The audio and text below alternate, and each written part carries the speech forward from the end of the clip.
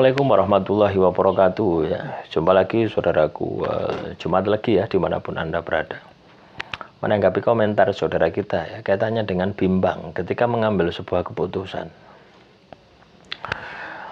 Teman-teman Jumat lagi, ada beberapa sarana ya ketika Anda ini mau mengambil sebuah keputusan. Yang pertama adalah pikiran. Nah, dimensi pikiran ini dimensi untung rugi ya. Ya, misalkan ya Anda bekerja di perusahaan A, ya, terus ada tawaran di perusahaan B, gajinya lebih tinggi. Apakah Anda mau pindah? Maka Anda akan melihat dengan dimensi pikiran. Untung ini aku harus pindah. Karena apa? Gajinya lebih besar di perusahaan B daripada perusahaan saya sekarang. Itu Anda menggunakan dimensi pikiran. Dimensi nafsu, dimensi logika itu seperti itu. Nah, selanjutnya Anda menggunakan dimensi batin. Ini lebih dalam lagi. Anda akan merasakan bagaimana suasananya. Ya, suasana di tempat kerja yang baru itu ya apa rasanya. Itu Anda akan bisa merasakan. Mau rasakno pejamkan mata rasakno kira-kira enak ndak gitu. Ya, yang pasti ya ketika Anda mau pindah itu pasti akan Anda adaptasi, penyesuaian diri. Nah, ketika Anda melihat dari dimensi batin ini, maka yang terjadi apa? Anda akan mendapatkan data yang objektif, ya.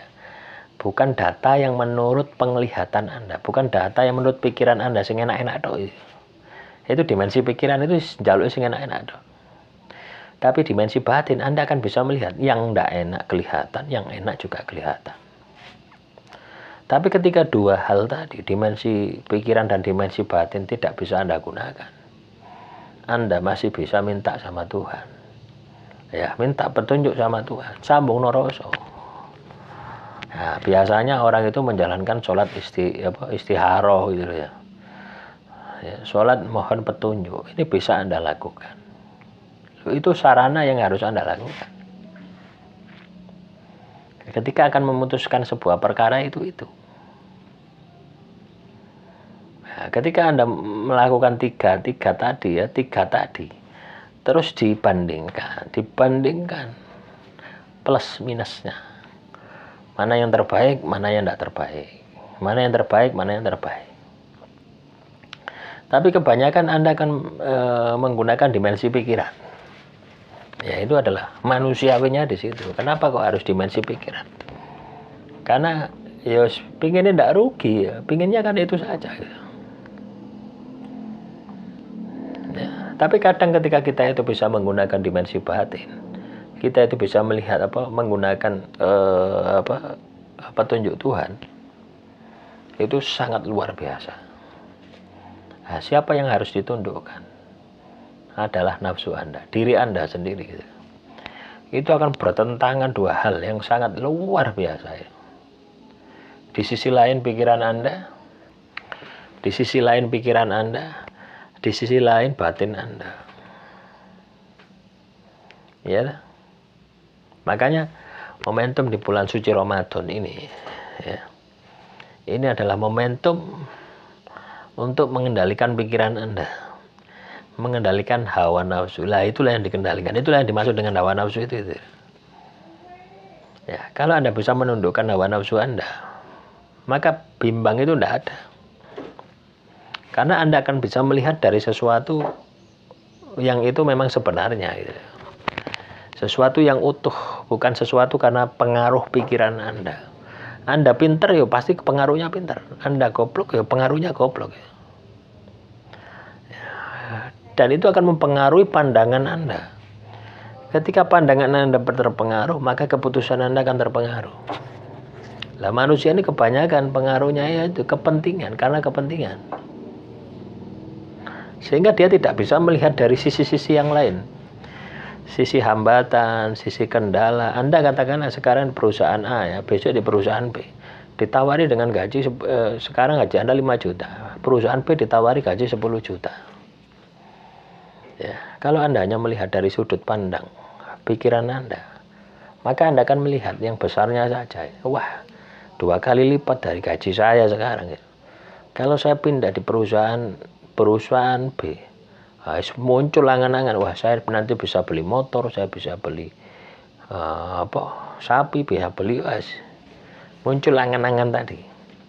Akhirnya menutup mata batin Anda. Kalau sudah mata batin Anda tertutup, Anda tidak bisa melihat sesuatu di balik 10 juta tadi. Misalkan 10 juta resikonya, kendalanya setiap hari. Misalkan 10 juta, jarak tempuhnya, rumah Anda dari perusahaan itu jauh, tidak kelihatan wis. Ya, Anda hanya melihat nominal 10 juta tadi, itu lebih besar daripada 5 juta. Artinya sisi objektifnya itu tidak kelihatan. Nah, itu berbahaya sekali. Ya. Nah, sebenarnya sederhana ya. Kalau teman-teman Jumat lagi saat ini masih masih ikut dengan orang, jangan berpikir Anda ini pindah kerja. Ya, jangan berpikir mengambil keputusan pindah kerja. Kecuali pindah kerja milik Anda sendiri. Gitu. Paham ya? Jadi Anda berusaha untuk menjadi pengusaha sendiri. Bukan berusaha untuk ikut dengan orang. Kalau Anda berusaha ikut dengan orang, ya percuma gitu ya. Podo aja. Anda ikut dengan orang kan ya tetap aja jadi buruh ya. Bukan jadi pemilik perusahaan. Nah, semoga ini bisa dipahami ya, semoga ini bisa disikapi oleh teman-teman Jumat lagi ya. Jadi caranya seperti itu ya. Jadilah lihatlah dengan batin Anda. Supaya supaya penglihatan masalah yang Anda hadapi itu benar-benar objektif. Ya, benar-benar objektif tuh. Objektif di sini itu adalah Anda itu bisa enggak karena sudut pandang Anda, enggak kepentingan Anda. Biasanya kalau sesuatu itu bukan karena kepentingan Anda, itu maka hasilnya akan sangat luar biasa, objektif ya, utuh gitu.